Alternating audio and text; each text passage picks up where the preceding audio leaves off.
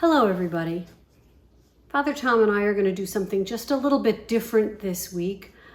Kind of two perspectives on life as we're experiencing it here in America right now. And I just want to start with a statement that I believe in and I think is important for all of us to look at. And that statement is this, that willful ignorance is sinful. One of my favorite books, it's an older book now, was written by Sister Joan Chittister, and the name of the book is Called to Question. And what Sister Joan says is that we are called to bring everything that we encounter into question, that we don't approach, whether it's our faith, whether it's what's going on in the world around us, that we don't just accept it at face value. What she says is that Christians, if we're going to grow in our faith, are called to question everything. Now you may say, whoa, wait a minute, that we shouldn't ever question the church, or we shouldn't question this teaching or that teaching. However, if you look at it another way, Jesus in his day called the devout Jews to question everything they believed and accepted about their religion and their religious practice. He did that so that they could deepen their understanding, get a broader, more expansive understanding of their relationship with their God. And we are called to do the same thing. I think that blind faith is dangerous.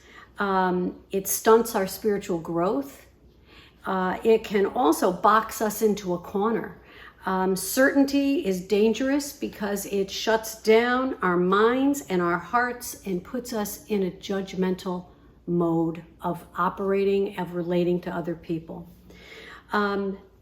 This is why I think there's so many stories about Jesus healing the blind. Once we become certain about everything, we stop seeing, we stop understanding, we stop growing. So how does this relate to today? I think that our democracy is in a treacherous place. If we really do believe in democracy as a tool to help people live better lives, if we believe in equality, if we believe in all of the tenets of democracy, we need to open our eyes and look at the fact that democracy is under fire right now, and we're on a very, very slippery slope. I think we can't be blind to this. I think that we can't accept news from any single source. And I don't care what side of the spectrum you're on. If you're a CNN fan, a Fox News fan, an MSNBC fan, we are called to question all of that and to read and study as much as we can across the board so that we can begin to understand the complexity of this world that we live in. It's not black, it's not white. The truth is somewhere in the messy middle. It's in the gray area. If we sum up our positions with a simplistic slogan, or what we do is we go on social media and put out some kind of slam down on people that think differently than we do. And I'll admit I'm guilty of it as much as anybody else is. But again, we're just feeding that simplistic thinking.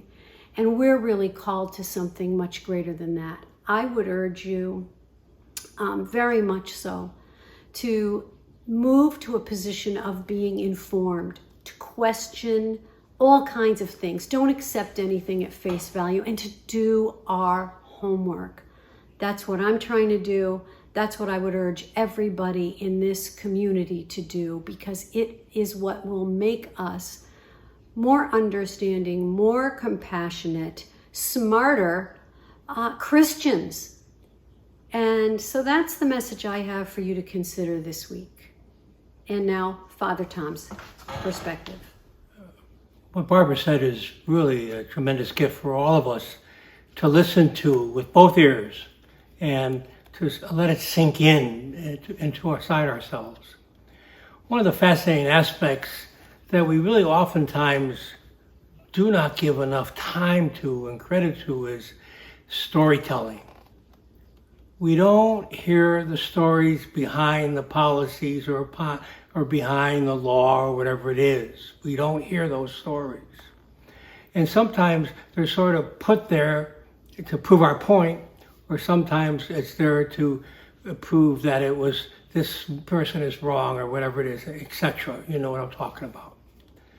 But to truly listen to our stories, Pope Francis is always saying to us that we have to have a campaign of listening to one another to find out what is behind your thinking, why you feel the way you feel, where is the core root to it. And one of the things that we oftentimes stay on the surface, but it takes time to say, I want to hear more. I want to see where are you coming. And I'll challenge you and say, listen, don't give me a quote from some news you hear on TV or whatever it is, or you read in some kind of journal. I want to understand in a deeper way what makes you tick and why do you hold what you hold. Because if I can't get in touch with that, and you can't try to share that with me as I will share with you, then we can never have a dialogue. And then all of a sudden we go off to the extremes. You're bad, I'm good, or etc., as Barbara said. So the key first is that we have to learn the basic aspect of human existence. We have to learn how to tell our story at a deeper level and to listen to each other's story at a deeper level. That's the first movement. And then to be able to look at the other with love. Because every story is sacred, especially the deeper stories within each one of us. To look at them with love and to help them see how their story is impacting how they are doing what they're doing. And to allow yourself to be seen by them and help me or whoever who is listening to be able to say, I need to look at it in a much different lens, in a different way. Jesus constantly set a vision, a new way of thinking. And it was always rooted in profound love. And also we got to appreciate that all life is broken. All life is broken, whether we like it or not. And we got to help each other stand in that brokenness. And then also, we have to deal with our own vulnerability, our own fears, our own sense that maybe we don't have it together and that we're grasping for straws that basically says, see, look at me. And so again, I ask you to do the work that is needed. Do the intellectual work, break open and expand your vision, expand your understanding, and then in a beautiful way, begin to have a dialogue. As I said before, begin to listen well. And ask the Lord, in closing, to give you the insight and the eyes of faith to see the wound that oftentimes is driving the story and driving the behavior. I hope this helps you to maybe stop for a minute. And what Barbara and I are trying to do is to try to say to you, listen, cut out, stop saying your position is absolute, and to begin to look anew, that maybe you'll see something you never saw yourself, not just within the other person, but within yourself. Thank you.